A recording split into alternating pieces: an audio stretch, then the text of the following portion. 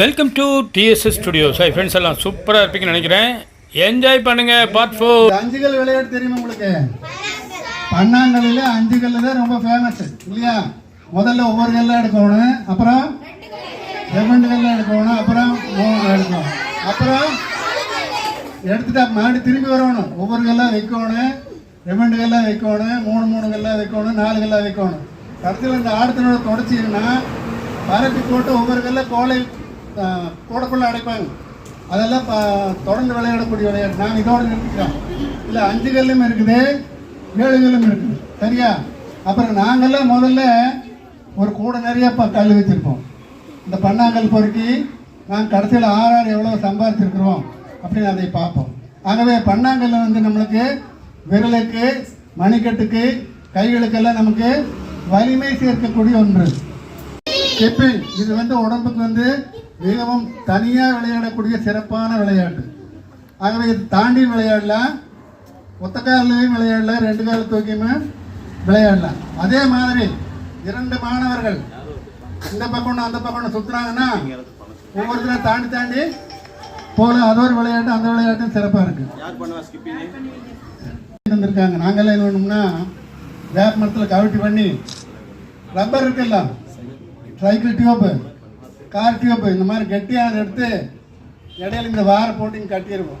கட்டி ஒரு மரத்தோட மாட்டோம்.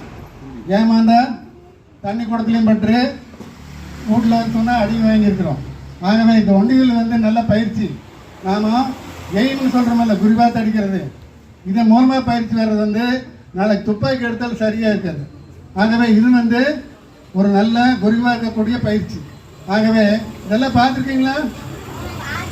பெரும்பாலும் பையங்க இது ரொம்ப ஆர்வமாக விளையாடுவாங்க. ஆனால் ஒன்று கூட நெத்தியில் அடிச்சிடாதீங்க, குடத்தில் அடிச்சிடாதீங்க, கண்ணாடியில் அடிச்சிடாதீங்க, சரியா? பார்த்துருக்கீங்களா? யார் வீசுவீங்க? இந்த சிலம்பம் வீசு இருக்கு, யாருக்கு தெரியும்? வா ஒருத்தன் வா பார்க்கலாம். ரொம்ப தைரியமா வா. எதுக்கு நாங்கள் தலை நிலுக்குமா? பின்னாடி அங்கே போய்க்கலாம், அங்கே அப்படியே கேட்டுக்கிறேன். இதெல்லாம் வந்து தம்பி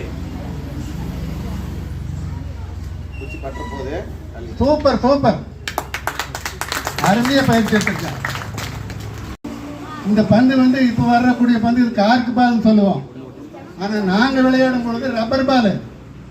அந்த ரப்பர் பால்லையே வெள்ளை துணி போட்டு வர அது கவர் பால். அந்த கவர் பால் வச்சிருக்கிறவன் தான் அன்னைக்கு எல்லாம் அதிகாரி. அவனை போடுறக்கே போயிட்டே விளையாடலாண்டா விளையாடலாண்டா. ஏன்னா எங்களுக்கெல்லாம் கவர் பால் கிடைக்காது. ஆகவே அவ்வளவு விலை உயர்ந்தது அது. அந்த கவர் பால்லையே நாங்கள் என்ன பண்ணோம்னா துணியை சுற்றி பந்து மாதிரி பண்ணு மசப்பந்து விளையாடுவோம். நீங்கள் விளையாடுறீங்களா மசப்பந்து? மசப்பந்து இன்னும் எடுத்து போய் 6 வேணாலும் அடிச்சுக்கலாம். மாற்றி மாற்றி ஓங்கி அடிச்சுக்கிறதான அடிபடாது. நம்மளை அடிச்சோம்னா நம்ம துரத்து நாமளுமே அடிப்போம். ஆகவே பந்து ரொம்ப முக்கியமானது. பெரும்பாலும் பள்ளிகளில் பந்து விளையாடுவீங்க இல்லையா? அந்த பந்தில் என்னென்ன விளையாட்டு விளையாடுவீங்க? கிரிக்கெட் பால்ல கிரிக்கெட் தான் விளையாட முடியும். வேற காத்தடிக்கிற பந்து என்னென்ன இருக்குது? சரி, வாலிபாலையும் என்னென்ன விளையாடலாம்? த்ரோ பால் விளையாடலாம். இன்னொரு விளையாட்டு அதுலயே டாச் பால்னு ஒன்று இருக்குது, தெரியுமா? முழங்காலுக்கு கீழே அடிச்சா தான் அவுட்டு. ஆகவே நாம் என்ன பண்ணுவோம், அடிக்கிறவனே தலையில் முட்டி பந்த திருப்பி கொடுத்துட்டு கையிலையும் தட்டிடலாம். ஆகவே இந்த வட்டமான விளையாடக்கூடியது விளையாட்டு. இந்த விளையாட்டுகள்லாம் வெளிப்புறமான விளையாட்டுகள், கை கால்கள் ஊக்கம் பெறுவதற்கான ஓடி விளையாடக்கூடிய விளையாட்டுகள். பாரதியார் என்ன சொல்லியிருக்காரு? ஓடி விளையாடு பாப்பா, நீ உட்காந்து விளையாடாது பாப்பா.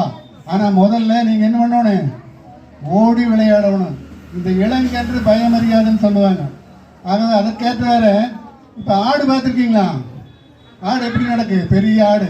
இந்த தாயத்தை போட்டு உருட்டி அதில் எவ்வளோ புள்ளி வருதோ அந்த அளவுக்கு நாம நகர்ந்துட்டே போகணும். அதில் யார் ஜெயிக்கிறாங்களோ அவங்க தான் வின்னர், இல்லையா? அதே மாதிரி தான் பரமபதம், வெரி குட், எல்லாருக்கும் தெரியும் இல்லையா? இது நாம் போகும்போது மேலே போகும்போது எது நம்மளை கீழே கொண்டு வந்துரு? பாம்பு. எது மேலே கொண்டு போக? வெரி குட், எல்லாருக்கும் நல்லா தெரியுது. தொடர்ந்து விளையாடுங்க, சரியா? இதெல்லாம் நம்முடைய பாரம்பரிய விளையாட்டுகள். இந்த வீட்டில் ஆளுக்கு ஒவ்வொன்று இந்த மாதிரி வச்சுருந்தீங்கன்னா அம்மாளுக்கும் பொழுதுபோகு, அப்பாவையும் சினிமா பார்க்குறக்க டிவி பார்க்குறக்க விடாதீங்க.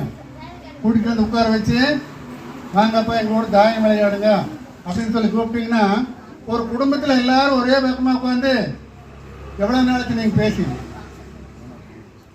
ஆகவே அப்பா அம்மா அக்கா தங்கச்சி உயர்த்தட்டும் உயர்த்தட்டும் கலகங்கள் கலகங்கள் போட்டி பகை கடந்தாட்சி நடக்கட்டும் கல்லாமை கடன் வறுமை கலகங்கள் மறையட்டும் நலவாழ்வை அளிக்கும் மெஞ்ஞான ஒளி வீசட்டும் நம் கடமை அறவாழ்வின் நாட்டத்தே சிறக்கட்டும் நம் கடமை அறவாழ்வின் நாட்டத்தே சிறக்கட்டும். வாழ்க வையகம், வாழ்க வையகம், வாழ்க வளமுடன், வாழ்க வளமுடன். நாங்கள்லாம் சின்ன பையங்களா இருக்கும்போது இந்த தாயம் வீட்டில் பார்த்துருக்கீங்களா? வீட்டில் இருக்கும்போது செல்ஃபோன் விளையாட வேண்டாம், இந்த தாயத்தை விளையாடலாம். செல்ஃபோன் விளையாடினா அது நம்மளைத்தான் விளையாடு, நாம் அதை விளையாட முடியாது. ஆகவே நாமெல்லாம் ஒற்றுமையாக பக்கத்து வீட்டில் பசங்க பிள்ளை எல்லாம் சேர்ந்து விளையாடுற விளையாட்டுன்னு இந்த தாயம், இது உட்காந்து விளையாடுற விளையாட்டு. வேறு ஓடி விளையாடுற விளையாட்டு என்னென்னு செய்கிறீங்க? நொண்டி, கபடி,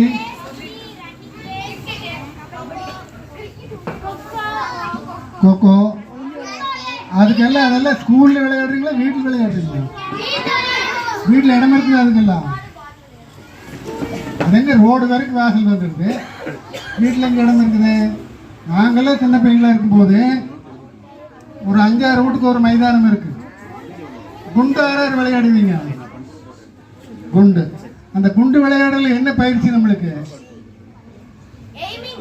எய்மிங் மட்டும் இல்லை, ஃபிங்கர் ஸ்ட்ரென்த் ஆகுது. சரியா? அப்புறம் பம்பரம் விளையாடுவீங்களா? பம்பரம் விளையாடும் பொழுது நம்முடைய அறிவுத்திறனும் நுணுக்கமும் நமக்கு வெளிப்படுது. பம்பரம் தனிப்பட்டு விளையாடுவீங்க இல்லையா? நாங்களே விளையாடும் போது 5-6 பேர் சேர்ந்து விளையாடுவோம். சேர்ந்து விளையாடி அதுலேயே குத்தாட்டம்னு ஒன்று இருக்குது. பம்பரத்தை இடத்துக்குள்ளே வச்சு மற்றவங்க அந்த பம்பரத்தை என்ன பண்ணுறது, இன்னொரு பம்பரத்தால் குத்து போடுறது. அதில் சில பம்பளங்க பிறந்தே போகும். சரியா? சரி. தனியாக விளையாடுற விளையாட்டு வேறு. ஸ்கிப்பிங் விளையாடுவீங்களா? இதெல்லாம் பார்த்துருப்பீங்க இல்லையா? இது என்ன? கோலை கொண்டு. இது கண்ணாடி கொண்டு தானே. நாங்களாம் இரும்பு கொண்டுலேயே விளையாடி இருக்கோம். இரும்பு கொண்டு பார்த்துருக்கீங்களா? ஆமாம்.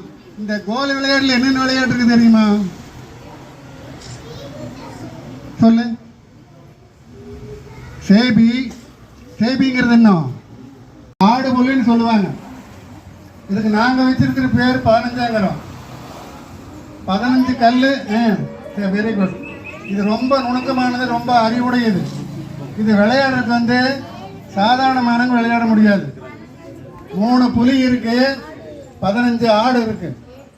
அந்த புலியை ஆட்டை புலிக்கிட்டிருந்து நம்ம காப்பாற்றணும். அந்த ஆட்டுகளை வச்சு புலியை பட்டியல் நாம அடைச்சிடணும்.